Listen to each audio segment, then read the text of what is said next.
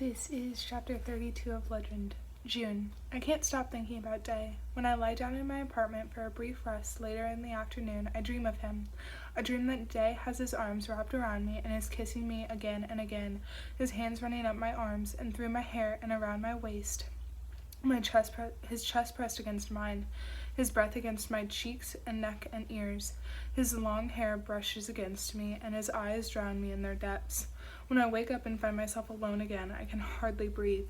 His words run through my mind until I can't understand them anymore. That someone else has killed Midas. That the Republic is intentionally spreading the plague in the poor sectors.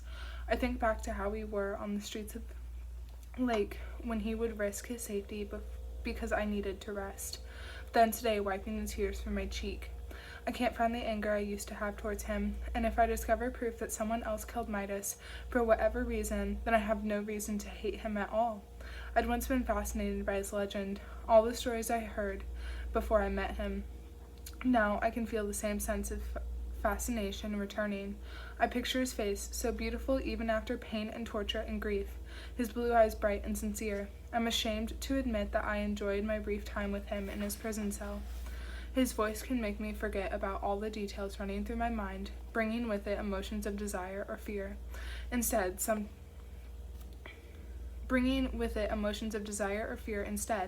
sometimes even anger, but always triggering something that wasn't there before. 1912 hours, Tanagashi sector, 78 degrees Fahrenheit.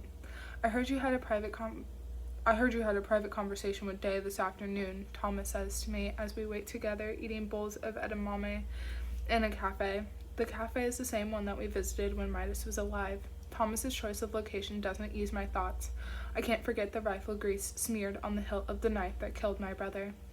Maybe he's testing me. Maybe he knows what I suspect. I take a bite of pork so I don't have to answer. I'm glad that the two of us are sitting a good distance apart. Thomas had spent a great deal of effort convincing me to forgive him, to let him take me out to dinner. Why he did this, I can't be sure. To draw me out, to get me to say something by accident, to see if I would refuse, and then take this information to Commander Jameson.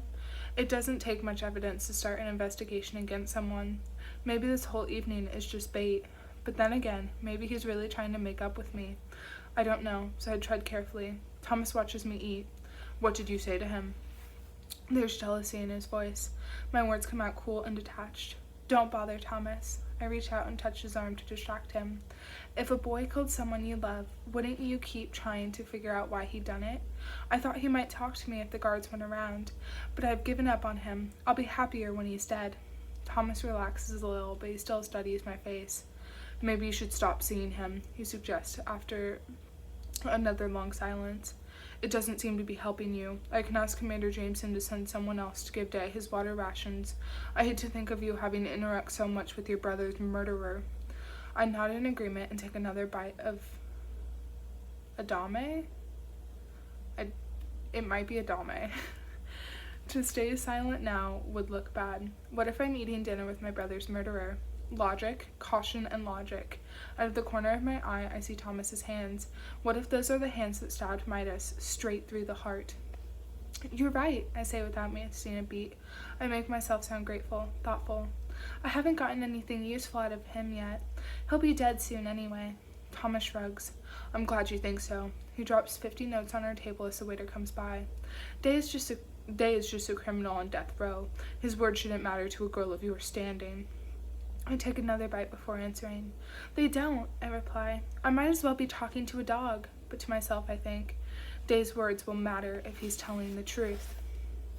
Long after Thomas has escorted me back to my apartment and left, and long after midnight has passed, I sit awake at my computer and study Midas's crime report. I've looked at the photos enough times now to keep myself from turning away, but it still leaves a queasy feeling in my stomach. Every photo is taken from an angle facing away from his wounds. The longer I stare at the black smears on the knife hilt, the more convinced I am that they're remnants of rifle grease. When I can't look at the photos any longer, I go back to the couch and sift through Midas's journals again. If my brother had any other enemies, surely there'd be a clue somewhere in his writing. But he was no fool either. He never would have written down anything that could be used as evidence. I read through pages and pages of his old entries, all of them about irrelevant, mundane things. Sometimes he talks about us. These I have more trouble reading. One entry talks about the night of his induction ceremony into Commander Jameson's squad when I'd fallen ill. Another is about the celebration we had together when I scored a 1500 on my trial. We placed an order for ice cream and 2 whole chickens, and at one point in the evening I even experimented with making a chicken and ice cream sandwich, which maybe wasn't the best idea I've ever had. I can still hear us laughing, still smell the warm aromas of baked chicken and fresh bread. I press my fist against my closed eyes and take a deep breath. "What am I doing?" I whisper to Ollie, who tilts his head at me from where he's lying on the couch. "I'm befriending a criminal and pushing away people I've known my entire life." Ollie looks back at me with that universal dog wisdom, then promptly goes back to sleep. I stare at him for a while. Not long ago, Midas would have dozed there with his arm draped around Ollie's back. I wonder if Ollie's imagining that now. It takes me a moment to realize something. I open my eyes, then look back at the last page I'd read in Midas's journal. I think I saw something. There.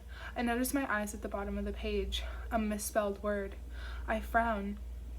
"That's odd," I say out loud. "The word refrigerator is spelled with an extra D." Refrigerator. Never in my life would I... Never in my life have I known Midas to misspell anything. I study it for a second longer, shake my head, and decide to move on. I make a mental note of the page. 10 minutes later, I find another one. This time, the word is elevation, but Midas spells it elevation. 2 misspelled words. My brother would never have done this by accident. I look around as if there might be a surveillance camera in the room. Then I lean toward the coffee table and start sifting through all the pages of Midas's journals. I store the misspelled words in my head. No reason to write them down for someone else to find. I find a third word, bourgeoisie, spelled bourgeoisie. Then a fourth one, emanating, spelled emanating. My heart starts to pound. By the time I finish going through all 12 of Midas's journals, I've uncovered 24 misspelled words. All of them come from the journals written in the last few months. I lean back on the couch and close my eyes so I can picture the words in my mind. That many misspelled words from Midas can be nothing other than a message to me, the one person who is most likely to go through his writing. A secret code. This must be why he pulled all the boxes out of the closet that fateful afternoon. This might be the important thing he'd wanted to talk about. I sift the words around, trying to form a sentence that makes sense, and when that fails, I move the letters around to see if each one might be an anagram for something else. No, nothing. I rub my temples, then I try something else. What if Midas wanted me to put together the individual letters that are either missing from each word or in the word when they weren't supposed to be there? I quietly make a list of these letters in my head, starting with the D in refrigerator. D, L, W, G, W, U, N, O, W, M, J, W, U, T, C, E, E, L, O, F, O, O, M, B. I frown.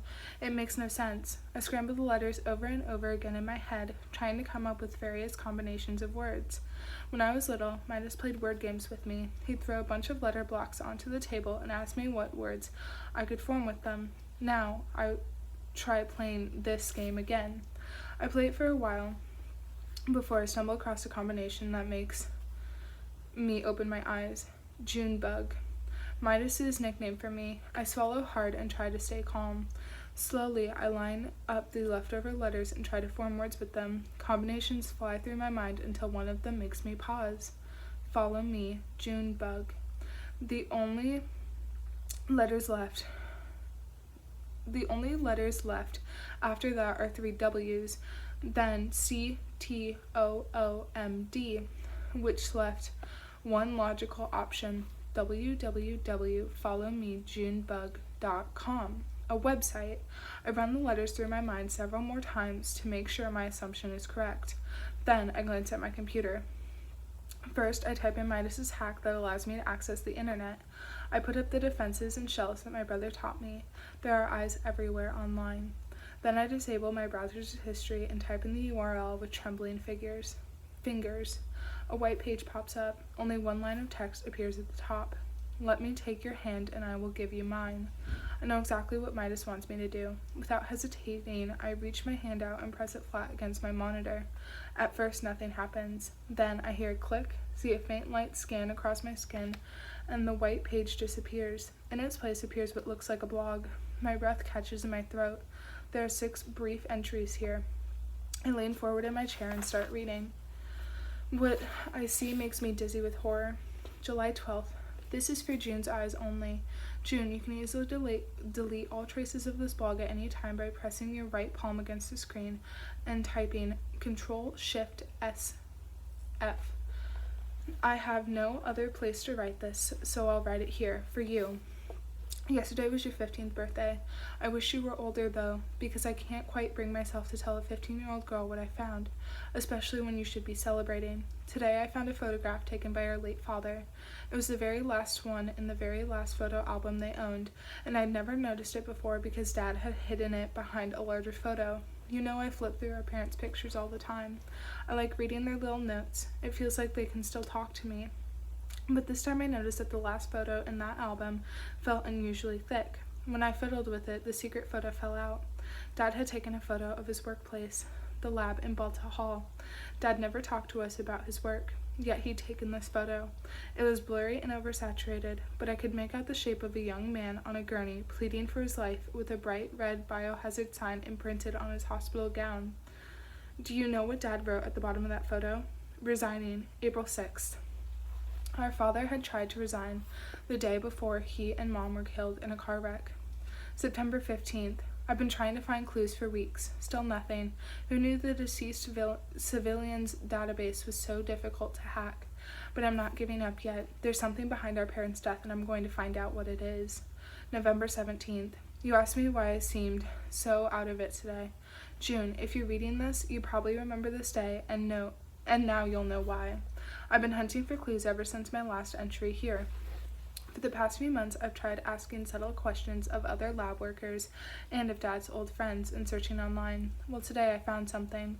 Today I finally managed to hack the Los Angeles deceased civilians database. Most complicated thing I've ever done. I was going about it the wrong way. There's a security hole on their servers that I hadn't noticed before because they buried it behind all sorts of, anyway, it resulted in me getting in. And much to my surprise, I actually found a report on our parents' car accident, except it was not an accident. June, I'll never be able to say this to you out loud, so I desperately hope that you'll see it here.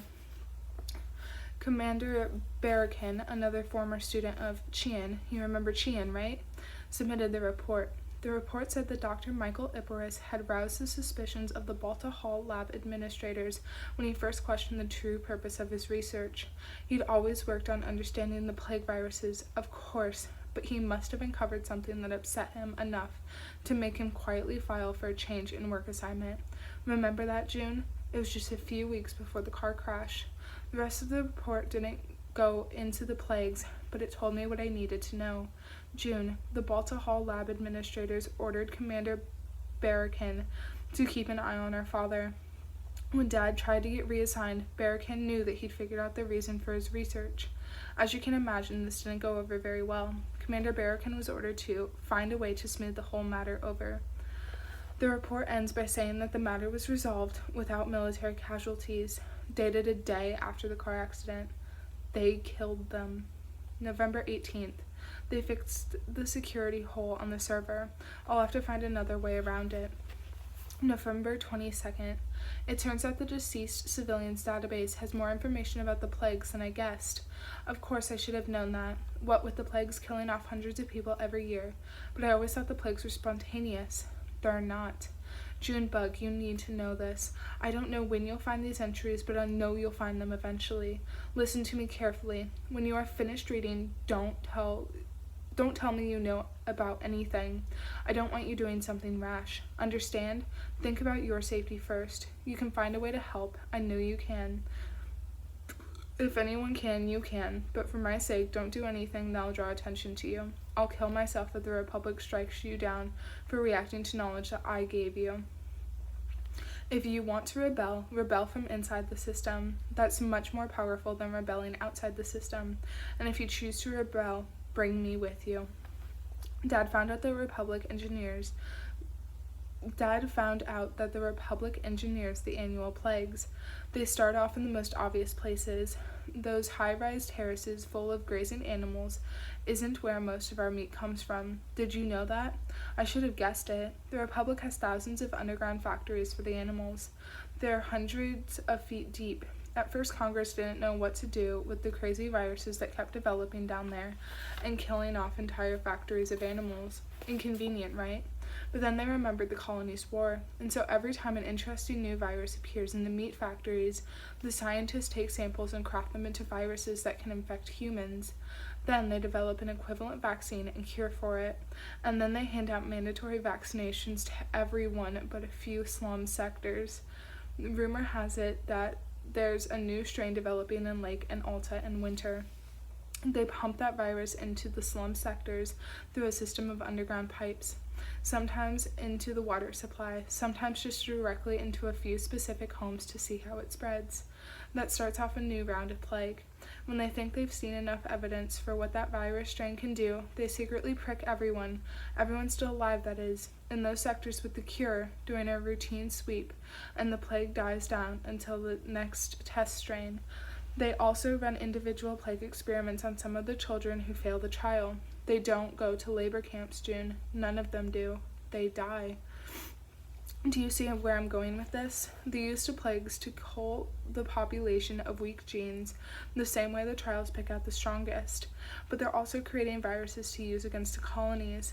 They've been using biological weapons against them for years. I don't give a damn what happens to the colonies or exactly what our republic wants to inflict on them. But June, our own people are lab rats. Dad worked in those labs, and when he tried to quit, they killed him. And Mom. They thought they would tell everybody. Who wants a mass riot? Certainly not Congress.